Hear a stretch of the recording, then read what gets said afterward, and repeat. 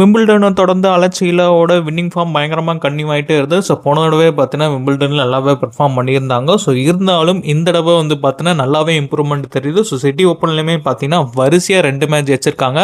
அதுவும் second settle comeback கொடுத்ததெல்லாம் பார்த்தீங்கன்னா வேற லெவல். ஸோ போக பெட்டர் பிளேயராக மாறிட்டே வராங்க. ஸோ இப்படியே போனாங்கன்னா கண்டிப்பாக டாப் 10ல் வரதுக்கான வாய்ப்பு இருக்குது. அதே மாதிரி டாப் 5 இருந்து நம்பர் 1 கூட ஆகலாம். அண்ட் அடுத்த டார்கெட் என்னன்னு பார்த்தீங்கன்னா யூஎஸ் ஓப்பன் தான். இப்போதைக்கு சிட்டி ஓப்பனில் நல்லா பெர்ஃபார்ம் பண்ணி அடுத்த டார்கெட் கண்டிப்பாக யூஎஸ் ஓப்பனாக தான் இருக்கும். ஸோ எல்லா பார்வையுமே இவங்க மேலே தான் இருக்குது. ஸோ ரைசிங் ஸ்டாராக இருக்காங்க. ஸோ இப்படியே அவங்க பெர்ஃபார்ம் பண்ணுன்றது தான் எல்லா அப்புறம் ஃபேன்ஸோட எதிர்பார்ப்பாக இருக்கும். ஸோ அவங்களும் அடுத்த ரவுண்டு ஜெயிச்சு குவார்டர் ஃபைனல் ஜெயிச்சதுக்கப்புறம் செமிஃபைனல்ஸ் அண்ட் ஃபைனல்ஸ். ஸோ இன்னும் 3 ரவுண்டு தான். ஸோ அந்த 3 ரவுண்ட்லையுமே வெற்றி அடைஞ்சு கண்டிப்பாக கப்பு ஜெயிப்பாங்கன்னு சொல்லிட்டு எதிர்பார்க்கலாம். ஒவ்வொரு ரவுண்டுமே ஜெயிச்சதுக்கப்புறம் ஃபைனல் ஜெயிச்ச மாதிரி தான் அவங்களும் வெறித்தனமாக விளாட்றாங்க.